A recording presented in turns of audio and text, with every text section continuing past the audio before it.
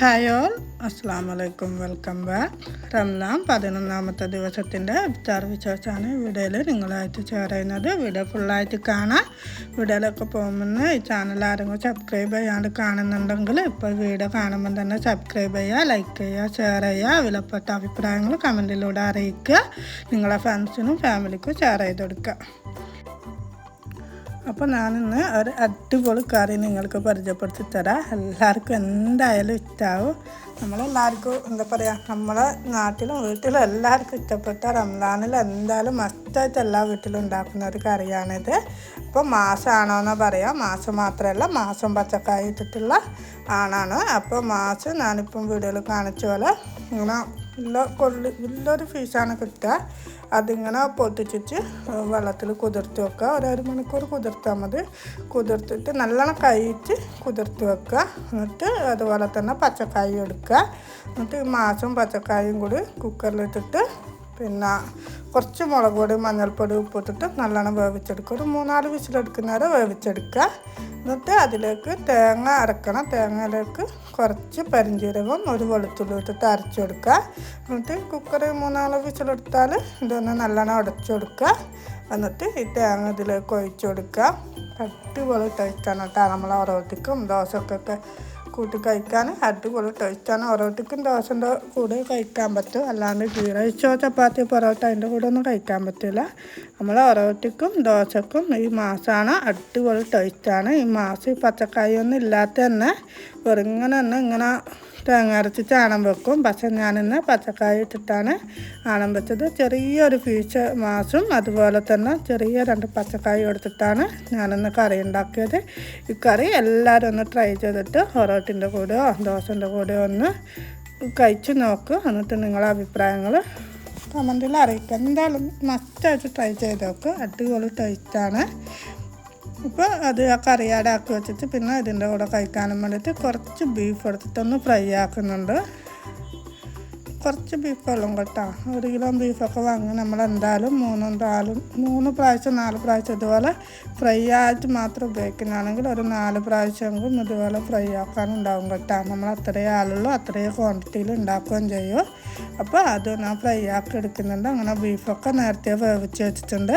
അതൊരു പാനിൽ വെളിച്ചെണ്ണ ഒഴിച്ച് കൊടുത്ത് അതിൽ കുറച്ച് ബീഫ് ഇട്ട് കൊടുത്തിട്ട് മുളക് വരായിട്ട് കുറച്ച് മുളക് ഉപ്പെല്ലാം ഇട്ടിട്ട് ഒന്ന് ഇളക്കി അതൊന്ന് വെള്ളം ഒഴിച്ച് വറ്റിച്ചെടുത്തിട്ട് പിന്നെ കറിവേപ്പിലയും പിന്നെ നമ്മൾ ഉള്ളി എടുത്തിട്ട് കോരായിട്ട് കട്ട് ചെയ്തിട്ട് അതിട്ടിട്ട് ഒന്ന് ഇളക്കി കൊടുക്കുന്നുണ്ട്. അപ്പം ബീഫ് ഫ്രൈയും റെഡിയായി. ഇനിയിപ്പോൾ ഞാൻ സ്നാക്കിനായിട്ട് ഉണ്ടാക്കുന്നത് കല്ലുമ്മക്കായാണ്. ഇന്നലത്തെ വീഡിയോയിൽ ഞാൻ കല്ലുമ്മക്കായ ഉണ്ടാക്കുന്ന വീഡിയോ ഇട്ടിട്ടുണ്ട്. വീഡിയോ നിങ്ങൾ കണ്ടിട്ടുണ്ടാവും. അപ്പോൾ കാണാത്തവരാണെങ്കിൽ ആ വീഡിയോ ഒന്ന് പോയി നോക്കാം. വീഡിയോ ഒന്ന് കണ്ടോക്ക്. അപ്പോൾ അതിന് മുമ്പ് തന്നെ പിന്നെ എൻ്റെ ഫസ്റ്റ് വീഡിയോ കല്ലുമ്മക്കായ നിറക്കുന്നതും പൊരിക്കുന്നതെല്ലാമാണ്. അതും കാണാത്ത കൂട്ടുകാരുണ്ടോ ഒന്ന് കണ്ടോക്ക്. അപ്പോൾ ഇന്നലത്തെ ബാക്കി കല്ലുമ്മക്കായ ഞാനൊന്ന് ഫ്രൈ ചെയ്തെടുക്കുന്നുണ്ട്. ഞാൻ വേറെ സ്നാക്കൊന്നും ഉണ്ടാക്കിയെടുക്കുന്നില്ല. ഈ കല്ലുമ്മക്കായും അതുപോലെ തന്നെ പിന്നെ രാത്രി മുട്ടാത്തിന് ബ്രെഡും പഴവും കഴിക്കാമെന്ന് വിചാരിക്കുന്നത്. ബ്രെഡ് കഴിച്ചാന്ന് അറിയാം. അതും കഴിക്കാൻ വേണമെങ്കിൽ ഈ കല്ലുമ്മക്കായ എടുക്കാന്നുള്ളതിൻ്റെ അകത്ത് കുറച്ച് കല്ലുമ്മക്കായ ബാക്കിയുള്ളൊന്ന് ഫ്രൈ ചെയ്തെടുക്കലാണ്. നോമ്പിന് കല്ലുമ്മക്കായൊക്കെ കുട്ടികൾ എന്താ പറയുക ഒരുമിച്ച് വാങ്ങി വെക്കുക. എന്നിട്ട് എല്ലാം ക്ലീനാക്കി ഇതുപോലെ കല്ലുമ്മക്കായ നിറച്ചിട്ട് ഫ്രിഡ്ജിൽ വെച്ചാൽ നമുക്കൊരു 3-4 ദിവസം വരെ ആവശ്യത്തിന് എടുത്തിട്ട് ഇതുപോലെ ഫ്രൈ ചെയ്തിട്ട് സ്നാക്കിന് ഉപയോഗിക്കാൻ പറ്റും. അപ്പോൾ നല്ല അടിപൊളി സ്നാക്കാണ് കേട്ടോ. അധികം എണ്ണയില്ല. കഴിക്കാനാണെങ്കിൽ അടിപൊളി ടേസ്റ്റാണ്. എല്ലാവരും ഒന്ന് ട്രൈ ചെയ്ത് നോക്ക്. അങ്ങനെയുണ്ട് കല്ലുമ്മക്കായ ഫ്രൈ ഒക്കെ ചെയ്ത് കഴിഞ്ഞിട്ടുണ്ട്. പിന്നെ കുറച്ച് മുളകില്ലാണ്ട് ഫ്രൈ ചെയ്യുന്നുണ്ട് കേട്ടോ. അത് ഫാത്തിമ കനോളം അധികം മുളകിട്ട കല്ലുമ്മക്കായ ഫ്രൈ ചെയ്താൽ കഴിക്കുന്നില്ല. അതുകൊണ്ട് അവർക്ക് വേണ്ടിയിട്ട് കുറച്ച് മുളകില്ലാണ്ട് ഫ്രൈ ചെയ്തെടുത്തിട്ടുണ്ട്. അങ്ങനെ അതൊക്കെ കഴിഞ്ഞിട്ട് ഇന്ന് ജ്യൂസ് എടുക്കാനും വേണ്ടിയിട്ട് സപ്പോട്ട പറിക്കാൻ വന്നതാണ്. സപ്പോട്ട ഉണ്ട്, മാവിൽ നിറയെ സപ്പോട്ട ഉണ്ട്. അപ്പോൾ പറിച്ച് വെച്ചിട്ടില്ല. പഴുത്തിട്ട് പറിക്കാമെന്ന് വിചാരിച്ചിട്ട് പറിച്ച് വെച്ചിട്ടില്ല. ഒന്നാമത് നോമ്പായതുകൊണ്ട് മറന്നു പോവുകയും ചെയ്ത്.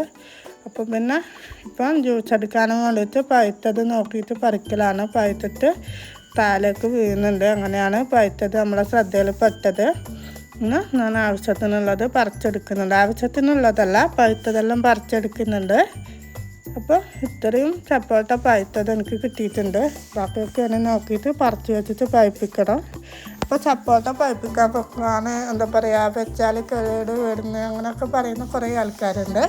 അവരോടാണ് ഞാൻ പറയുന്നത്. സപ്പോട്ട പഴുപ്പിക്കാൻ വെക്കുമ്പോൾ സപ്പോട്ട പറിച്ചാൽ അതിൻ്റെ പാല് ഒരു സപ്പോട്ടൻ്റെ പാല് മറ്റേ സപ്പോട്ട കായാത്ത വിധത്തിൽ പറിച്ചാൻ പാടും. നമ്മൾ പറിച്ചിടുന്ന പാത്രത്തിൽ ഒരു തുണിയോ ഒരു ന്യൂസ് പേപ്പറോ വെച്ചിട്ട് പറിച്ച ഭാഗം ഉണ്ടാവില്ല, പാല് വരുന്ന ഭാഗം കുത്തനെ പേപ്പറിലോ ആ തുണിയിലോ വെച്ചിട്ട് ഒരു സപ്പോട്ടൻ്റെ പാല് ഒരു സപ്പോട്ടക്ക് തട്ടാത്ത വിധത്തിൽ വെക്കുക. എന്നിട്ട് ആ പാലൊക്കെ പോയി കഴിഞ്ഞിട്ടാകുമ്പോൾ ഒരു കവറിലിട്ടിട്ട് ടൈറ്റായിട്ട് കെട്ടി വെച്ചിട്ട് എവിടെയെങ്കിലും നമ്മൾ അവിടെയെങ്കിലും ഡബ്ബയിലിട്ട് വെച്ചാൽ അവിടെയെങ്കിലും വെച്ചാൽ സപ്പോട്ട ഒരു 2-3 ദിവസത്തിൻ്റെ ഉള്ളിൽ പഴുത്ത് കിട്ടും. അങ്ങനെ ചെയ്യാത്തവരാണെങ്കിൽ ഒന്ന് ചെയ്ത് നോക്ക്. അപ്പോൾ സപ്പോട്ടൊക്കെ പറിച്ച് വന്നിട്ട് ഞാൻ ഇന്ന് ദോശയാണ് ഉണ്ടാക്കുന്നത്. അപ്പോൾ ദോശ ഇട്ടെടുക്കലാണ്. ദോശക്ക് വേണ്ടിയിട്ട് 2 കല്ല് വെച്ചിട്ടുണ്ട്. ഒരു കല്ലിൽ ദോശ ഇങ്ങനെ ഒഴിച്ചെടുക്കും, മറ്റേ കല്ലിൽ ദോശ ഇങ്ങനെ മറിച്ചിടും. എന്നാൽ ആവും. നോമ്പല്ലാത്ത ടൈമിൽ ഞാൻ ഇങ്ങനെ തന്നെ ചെയ്യൽ. 2 കല്ല് വെച്ചിട്ട് പെട്ടെന്ന് ചുട്ടെടുക്കും. അല്ല നമ്മൾ കുറേ ടൈം മീനായിട്ട് കളയണ്ട, അതുകൊണ്ട് പെട്ടെന്ന് ചുട്ടെടുക്കും.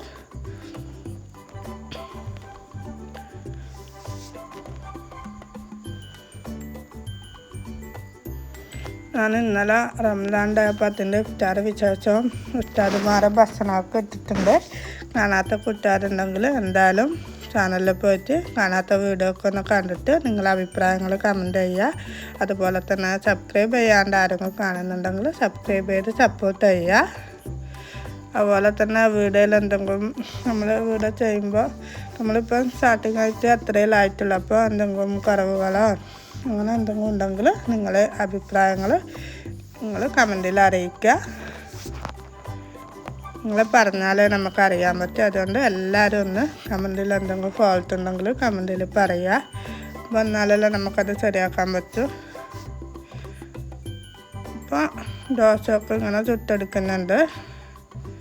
എനിക്ക് എന്തായാലും ദോശക്കല്ല് വെക്കുമ്പോൾ വല്ലാത്ത അറിപ്പറി എടുക്കും കിട്ടാം. ഇങ്ങനെ വേഗം ഉണ്ടാക്കി എടുക്കണം. ഇങ്ങനെ കുറേ ടൈമൊന്നും നിൽക്കുന്ന എനിക്ക് ഇഷ്ടാവില്ല. വേഗം എല്ലാം ചുട്ടെടുക്കുന്ന അങ്ങനത്തെ ഒരു സ്വഭാവമാണ് എനിക്ക്. പിന്നെ ദോശയൊക്കെ ഇങ്ങനെ കല്ലിൽ വീറ്റിയാൽ വേഗം തുറന്ന് വെക്കും. അതിനോ എന്തിനും വിചാരിച്ചാൽ കുറേ ടൈം നിൽക്കാൻ എനിക്ക് എന്താണെന്നറിയില്ല, അങ്ങനെ നിത്തൊക്കെ കിട്ടൂല. അതുകൊണ്ട് എല്ലാം വേഗം ചുട്ടെടുക്കണം.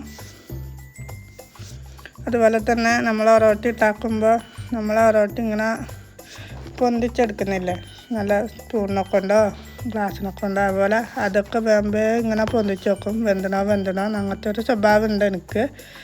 അങ്ങനെ ഞാൻ ദോശയൊക്കെ ഉണ്ടാക്കി കഴിഞ്ഞതിന് ശേഷം സപ്പോട്ടയൊക്കെ തോലി കളഞ്ഞിട്ട് കുറച്ച് പാലും പഞ്ചസാര ഇട്ടിട്ട് ഇന്നത്തെ ജ്യൂസ് റെഡിയാക്കുന്നുണ്ട്. എൻ്റെ കൂടെ തന്നെ പാത്തിക്കുട്ടി ഉണ്ട് കേട്ടോ. അവളെൻ്റെ കൂടെ തന്നെ ഞാൻ കിച്ചണിൽ ഇങ്ങനെ പണിയെടുക്കുമ്പോൾ ഓരോ കാര്യങ്ങളും ഭയങ്കര സംശയങ്ങളായിരിക്കും കേട്ടോ. അവളെ സംശയത്തിന് മറുപടി പറഞ്ഞിട്ട് തന്നെ നമുക്ക് പിരാന്താവും. പക്ഷേങ്കിൽ മക്കൾക്ക് ഇപ്പോൾ ഒരുപാട് ഈ 5ാം വയസ്സ് 6ാം വയസ്സ് ആ ടൈമിലൊക്കെ മക്കൾക്ക് ഒരുപാട് സംശയങ്ങളുള്ള ഒരു പ്രായമാണത്, ഒരു സമയമാണ്. അപ്പം നമ്മൾ അവരുടെ സംശയത്തിനൊക്കെ ക്ഷമയോടുകൂടി മറുപടി കൊടുക്കണം. നമ്മളിലൂടെയാണ് അവരെല്ലാം പഠിക്കുക. മക്കൾ എപ്പോഴും ഒരു ക്യാമറ പോലെയാണ്. നമ്മളെന്താണോ അതൊന്നും അവർ പഠിച്ചെടുക്കും. അതുകൊണ്ട് അവരോട് പെരുമാറുമ്പോൾ അവരോട് നമ്മൾ എന്ത് കാര്യം ചെയ്യുമ്പോൾ അത്രയും ശ്രദ്ധിച്ചിട്ട് സംസാരിക്കുക, അവരെ മറുപടി കൊടുക്കുക. അതുപോലെ തന്നെ അവരെ എല്ലാ കാര്യങ്ങളും നല്ല ശ്രദ്ധയോടുകൂടി ചെയ്ത് കൊടുക്കുക.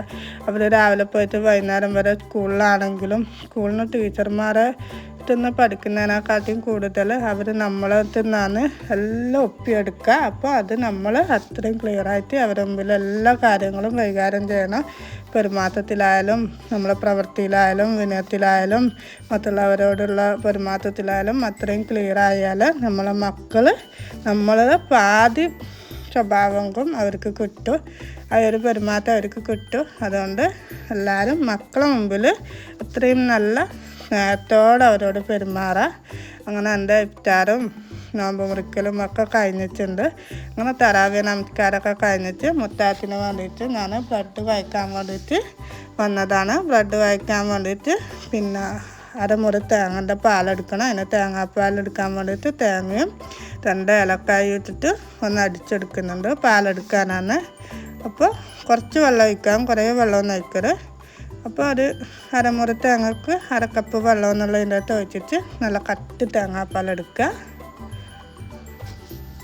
അടിപൊളി ടേസ്റ്റാണ് കേട്ടോ ഈ ബ്രെഡ് കുഴച്ചത് മാത്രമല്ല അതുപോലെ തന്നെ നമ്മൾ പോളയും കുഴച്ചെടുക്കും. വെള്ളപ്പോളാന്നാ പറയുക. നിങ്ങൾക്ക് അറിയുമോയെന്നറിയില്ല, വീഡിയോ കാണുന്നവർക്ക് എത്ര പേർക്ക് ഇതൊക്കെ അറിയുമെന്ന് എനിക്കറിയില്ല. പോളാന്ന് പറഞ്ഞാൽ വട്ടപ്പം, അതിൻ്റെ ഒരു വേറൊരു അപ്പം തന്നെ, വട്ടപ്പം പോലെ തന്നെ. വട്ടപ്പം ഇവർ ഉണ്ടാക്കുന്ന നമ്മൾ ഒരുപാട് വീഡിയോയിലെല്ലാം വട്ടപ്പത്തിൻ്റെ വീഡിയോ ഒക്കെ കാണുന്നില്ല. അപ്പോൾ ക്രിസ്മസിനോ ദീപാവലിക്ക് ഇപ്പോൾ വട്ടപ്പം ഉണ്ടാക്കില്ല, വട്ടപ്പത്തിൻ്റെ അതേ മോഡലാണ് പോള.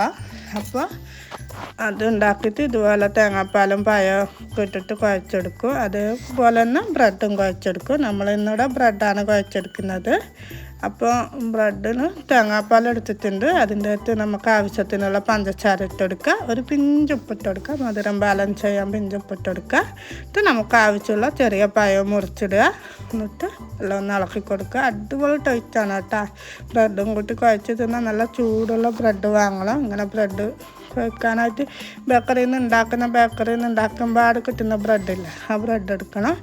എന്നിട്ട് ഇതുപോലെ ആ ബ്രെഡിൻ്റെ മേലിൽ പാലും പഴമൊക്കെ ഉള്ള മിക്സ് ഒഴിച്ച് കൊടുക്കുക, എന്നിട്ട് കുഴച്ചെടുക്കുക.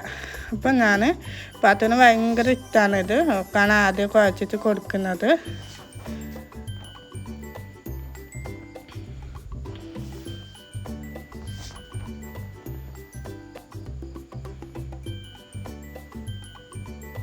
എപ്പോൾ ഒരേ സ്റ്റൈലിലൊന്നും സ്നാക്കും കാര്യങ്ങളൊന്നും കഴിക്കലില്ല.